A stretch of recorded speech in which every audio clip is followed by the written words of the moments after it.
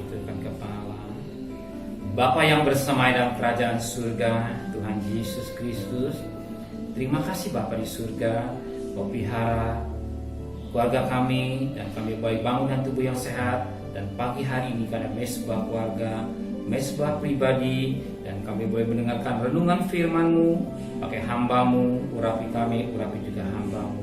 Roh Kudus kuasai hati pikiran kami dan lembutkan hati kami sehingga firman-Mu menjadi berkat buat jawaban dan hidup kami semua. Haleluya. Amin. Shalom. Selamat pagi. Selamat bertemu dalam kasih Tuhan Yesus Kristus. Hari kita akan membaca dari Mazmur pasal 81 ayat pertama sampai ayat yang ke-17. Mazmur 81 ayat pertama sampai 17. Nyanyian pada waktu pembaruan perjanjian. Untuk pemimpin biduan menurut lagu gitit dari Asaf. Bersorak-soraklah bagi Allah kekuatan kita. Bersorak-soraklah bagi Allah Yakub. Angkatlah lagu, bunyikanlah rebana, kecapi yang memerdu diiringi gambus. Tiuplah sangkala pada bulan baru, pada bulan purnama, pada hari raya kita. Sebab hal itu adalah suatu ketetapan bagi Israel, suatu hukum dari Allah Yakub. Sebagai suatu peringatan bagi Yusuf, ditetapkannya hal itu pada waktu ia maju melawan tanah Mesir. Aku mendengar bahasa yang tidak aku kenal. Aku telah mengangkat beban dari bahunya. Tangannya telah bebas dari keranjang pikulan. Dalam kesesakan engkau berseru, maka aku melupakan engkau. Aku menjawab engkau dalam persembunyian guntur. Aku telah menguji engkau dekat air Meriba. Dengarlah hai umatku, aku hendak memberi peringatan kepadamu. Hai Israel, jika engkau mau mendengarkan aku, janganlah ada di antaramu ilah lain, dan janganlah engkau menyembah pada ilah asing. Akulah Tuhan Allahmu yang menuntut engkau keluar dari tanah Mesir. Bukalah mulutmu lebar-lebar, maka aku akan membuatnya penuh. Tapi umatku tidak mendengarkan suaraku, dan Israel tidak suka kepadaku. Sebab itu aku membiarkan dia dalam kedegil hatinya. Biarlah mereka berjalan mengikuti rancangannya sendiri. Sekiranya umatku mendengarkan aku, sekiranya Israel hidup menurut jalan yang kutunjukkan, sekiranya juga musuh mereka aku tundukkan, dan terhadap para lawan mereka aku balikkan tanganku. Orang-orang yang membenci Tuhan akan tunduk menjilat kepadanya, dan itulah nasib mereka untuk selama-lamanya. Tapi umatku akan kuberi makan gandum yang terbaik, dan dengan madu dari gunung batu aku akan mengenyangkannya. Puji Tuhan. Ada rahasia yang sangat baik buat kita pada pagi ini. Satu pelajaran yang indah yang dapat kita petik. Kita perhatikan firman Tuhan. Ayat yang ke-3. Sebab itu aku membiarkan dia dalam kedegilan hatinya. Biarlah mereka berjalan mengikuti rencananya sendiri. Kenapa harus terjadi? Aku membiarkan dia dalam kedegilan. Siapa aku ini? Tuhan. Tuhan membiarkan umat Israel dalam kedegilan hatinya. Di mana hatinya degil? Di mana hatinya degil? Karena dia tidak mau mendengar suara Tuhan. Di mana ayatnya? Ayat 12. Tapi umatku tidak mendengarkan suaraku, dan Israel tidak suka kepadaku. Sebab aku membiarkan dia dalam kedegil hati. Betapa penting kita punya hati yang bersih, hati yang tulus, bukan seperti umat Israel yang degil hatinya. Umat Israel sudah merasakan kebaikan Tuhan, perhatian Tuhan sedemikian rupa. Kalau perhatikan pada ayat yang ke-7, aku atau Tuhan telah mengangkat beban dari bahunya. Tangannya telah bebas dari keranjang pikulannya. dan misalkan engkau berseru, maka aku meluputkan engkau. Aku telah mengangkat beban dari bahu. Tangannya telah bebas dari keranjang pikulan hati beban. Dan jelas Alkitab menulis dalam Matius 11 ayat 28, "Kemarilah kepadaku yang beban berat." Justru Tuhan sudah angkat beban kita. Dia angkat penderitaan kita. Di mana angkat penderitaan kita? Waktu Tuhan hijau juta, Dia ambil segala beban, Dia ambil kesusahan, Dia ambil penderitaan, Dia ambil penyakit, dipikul oleh Tuhan di Kalvari. Dia pikul semua.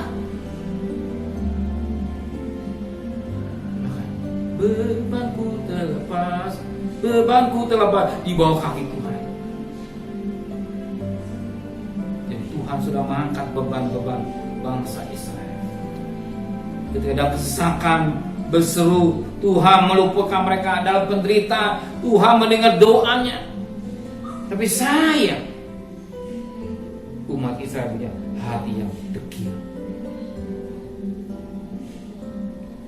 Gimana degil? Dia mau tidak peka suara Tuhan. Dia tidak peduli dengan suara Tuhan. Maka dikatakan tadi ayat yang ke-12, "Tetapi umatku tidak mendengarkan suaraku, dan Israel tidak suka kepadaku. Sebab itu aku membiarkan dia dalam kedegilan hatinya." Suka-suka. Maka umat Israel dibiarkan Tuhan hidup suka-suka sendiri. Dibiarkan Tuhan. Hati-hati kalau saudara dibiarkan oleh Tuhan, hati-hati. Jangan sampai dibiarkan Tuhan. Kalau anak dibiarkan oleh orang tuanya, anak menjadi anak yang peliharaan, tidak terpelihara. Tapi kalau anak itu diawasi, pasti terpelihara dengan baik.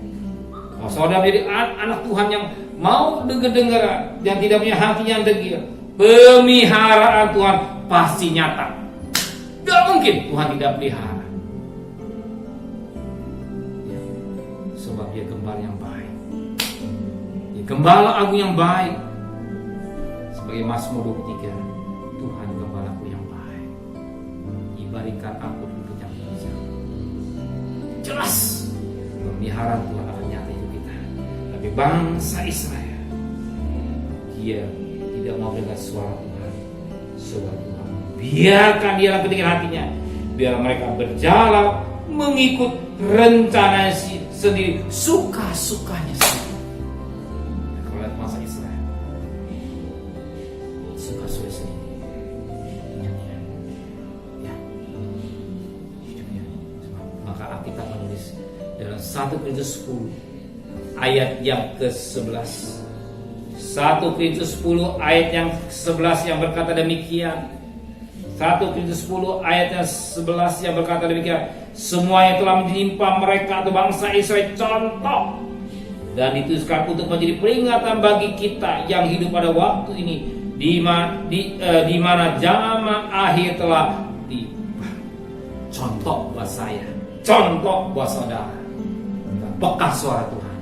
Jangan hidup suka-sukanya, tapi kita mau hidup dalam pimpinan Roh Kudus, kehendak Bapa, bukan kehendak daging, kehendak Roh Kudus. Hidup ini hidup yang menyenangkan Tuhan. Terima kasih Bapa di surga buat firman-Mu yang mendidik kami, yang mengajar kami. Jangan kami hidup seperti bangsa Israel, menjadi bangsa yang tegil hatinya, tapi kami bangsa yang hatinya suci. Biar kami jalan bukan suka-sukanya Tuhan, suka-sukanya saya, tapi suka-sukanya maunya Tuhan. Masa pimpinan Roh Kudus, maka pimpin kami semua dengan real firman Allah dan pimpinan Roh Kudus melakukan kehendak Bapa di surga. Terima kasih Bapa, sebentar kami bekerja, kami akan berdagang, sertai kami, lindungi, berkati buat tangan kami, hikmat Kau berikan buat kami sehingga kami bisa bekerja dengan baik di rumah maupun di kantor, berdagang keliling atau diam. Kau tetap menyertai kami semua. Anak-anak kami yang liburan, Kau juga memberkati. Kembalikan kami pada besok pagi dalam tubuh yang sehat, dengan tidak kurang satu apapun juga, dan berkati Berdoa untuk Bapak Presiden, Wakil Presiden, para menteri, para gubernur, para bupati, wali kota, camat, lurah, RW, RT, para medis, relawan, bahkan cleaning service, Tuhan, TNI Polri yang bekerja, beban yang berat buat mereka semua, kekuatan tenaga ekstra, lindungi dia, bungkus dia kuasa darah-Mu, pelihara mereka semua, pelihara juga keluarganya, segala donatur yang sudah berkorban, Engkau juga memberkati.